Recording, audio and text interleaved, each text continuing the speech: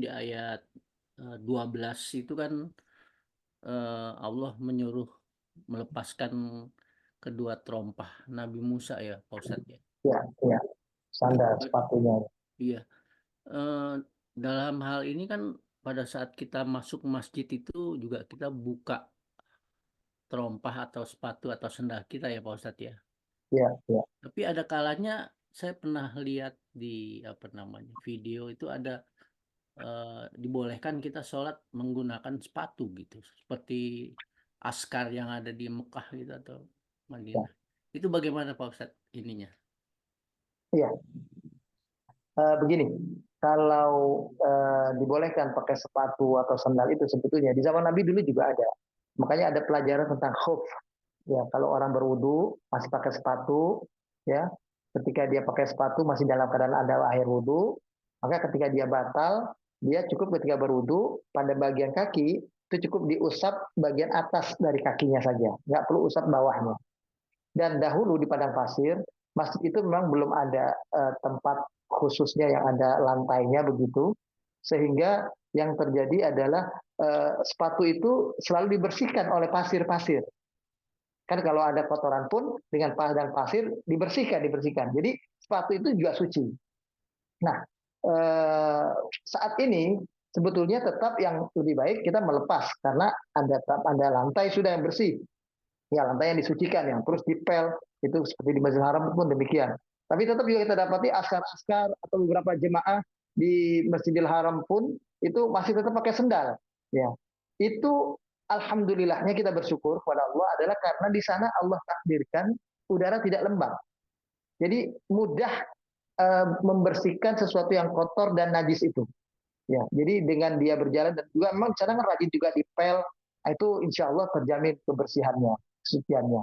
Nah, tapi tetap buat kita hendaknya kita tetap kalau di tempat suci itu bukan semata-mata karena alasan najis tadi atau alasan kotor tadi, tapi alasan ini tempat suci, tempat kita menghadap Allah, sebaiknya kita lepas.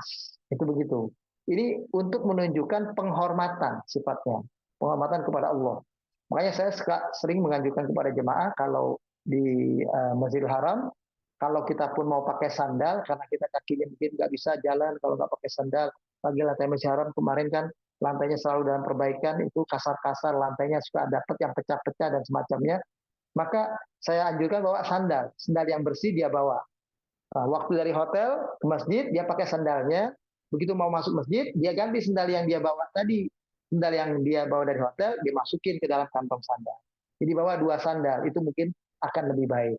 Ya, karena dipastikan sandal dia adalah sandal yang bersih dari najis. Tapi kalau tidak, kita tidak tahu. Walaupun dengan alam sedemikian rupa, udara yang kering, pasir, dan sering dibersihkan oleh tugas kebersihan di sana, itu boleh dikatakan insya Allah tidak ada najis. Tapi kalau ada najis, maka yang berdosa, yang menanggung adalah mereka yang menggunakan sandal itu. Nah, kita jangan mencoba menjadi bagian dari itu barangkali. Baik, kita lepas tetap. Ya. Kalau zaman Nabi dulu memang betul pakai sandal, pakai sepatu, ya kalau sholat, karena memang dulu sifatnya seperti itu. Sholat itu di lantai apa namanya langsung ke tanah. Belum ada lantai yang dibuat entah dari marmer, entah dari ubin, keramik segala macam. Ya. Jazakallah Allahu Pak a'lam Ustadz. bishawab. Wa iyyakum. Ya, kita sudah sampai kisah Nabi Musa itu dalam rangka ini surat Toha itu adalah surat awal seperti makanya saya ngundang jemaah lagi karena ini dari awal lagi surat Toha di mana dikisahkan di awal kemarin 2 pekan yang lalu tentang Al-Quran. Al-Quran yang Allah turunkan tidak bermaksud untuk membuat Nabi Muhammad menjadi susah, menjadi menderita sebab mengamalkan nilai-nilai Al-Quran. Jangan karena Al-Quran mereka umat Islam ini jadi susah hidupnya karena berhadapan dengan penguasa yang zalim saat itu seperti Nabi, berhadapan dengan kehidupan yang waktu itu masih susah, ya, yang menguasai ekonomi adalah saudagar-saudagar Quraisy seperti itu, orang-orang Islam yang baru masuk Islam itu adalah hanya orang-orang lemah, ya, kalangan budak, orang-orang miskin, orang-orang yang lemah. Nah, itu awalnya seperti itu. Nah, ini disemangati dengan surat Toha tidak begitu. Dan sekaligus penyemangatnya adalah masuk Islamnya Umar bin Khattab. Itu menjadi tambahan kekuatan pada umat Islam waktu itu, karena Umar bin Khattab masuk Islam setelah mendengar surat Toha ini. Lalu kemudian kisah Nabi Musa ditampilkan dalam ayat ini untuk membuat Nabi kita Muhammad jadi lebih kuat perhatiannya, karena sosok yang akan diceritakan Allah ini adalah sosok Nabi yang berhadapan dengan penguasa yang zalim, dan dia mengalami pasang surut luar biasa dalam kehidupannya. Ya, dari kecil dia bisa terjamin di saat semua orang mau dibunuh, dia satu-satunya yang selamat. Nah, atau yang sedikit di antara yang diselamatkan oleh Allah. Di saat semua katakanlah ibunya mungkin nggak berani untuk melepaskan dirinya di aliran sungai Nil itu, Allah memastikan kepada ibunya bahwa inni raduka inna raduhu ilaiki. Kata Allah, aku akan kembalikan Nabi Musa kecilmu ini kepada engkau. Tenanglah, Musa bayi ini pasti akan ketemu lagi dengan engkau. Dan ternyata takdirnya adalah Nabi Musa akhirnya diharamkan oleh Allah dari disusui oleh ibu-ibu yang lain. Akhirnya disusui oleh ibu kandungnya. Ibu kandungnya jadi bisa menyusui anaknya sendiri. Ini luar biasa. Hal-hal yang tidak masuk akal terjadi ya dalam kisah-kisah Nabi Musa ini, karena betul-betul Nabi Musa hanya bersandar kepada kebesaran Allah, dan akhirnya Allah menolong beliau. Selalunya begitu. Sampai terakhir yang paling dahsyat adalah beliau selamat dari kejaran Firaun ketika dikejar-kejar sampai ke tepian Laut Merah. Nah, itu kisah luar biasa. Dan ternyata juga nggak sampai di situ.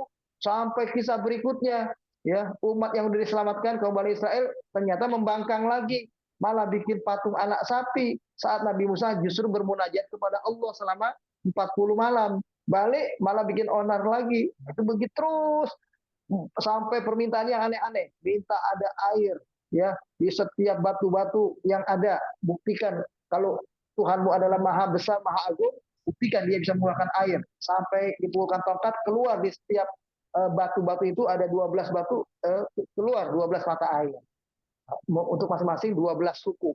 Karena waktu itu di zaman Nabi Musa, Bani Israel ada 12 suku sesuai dengan anak Nabi Yakub.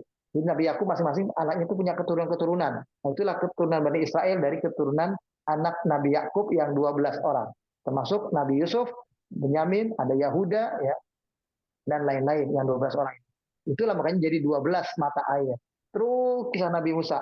Makanya Nabi Musa paling banyak diceritakan dalam Al-Quran, karena kisah beliau diharapkan betul-betul menjadi pelajaran penting buat Nabi kita Muhammad Sallallahu Alaihi Wasallam, dan buat kita juga umat Islam sekarang ini, betapa perjuangan dakwah itu tidak selamanya di atas, kadang di tengah, kadang di bawah, dan waktunya pun kadang di bawahnya lama sekali, kadang di atasnya juga lama. Semua adalah watilkal ayyamu nudawiluha bainan nas. Itulah hari-hari yang Allah gilirkan di antara umat manusia dalam soal kekuasaan ini, yang tujuannya adalah liya'lam. Nah, tujuannya agar Allah bisa mencari di antara kita siapa yang betul-betul bersungguh dalam dakwah dan perjuangan ini, dalam hidup beragama Islam ini. Siapa yang sungguh-sungguh, siapa yang hanya pura-pura, siapa yang munafik, siapa yang lemah iman, nanti akan ketahuan dalam perjalanan dakwah itu. Itu begitu. Pokoknya Nabi Musa yang ditampilkan ini. Wallahu a'lam bishawab.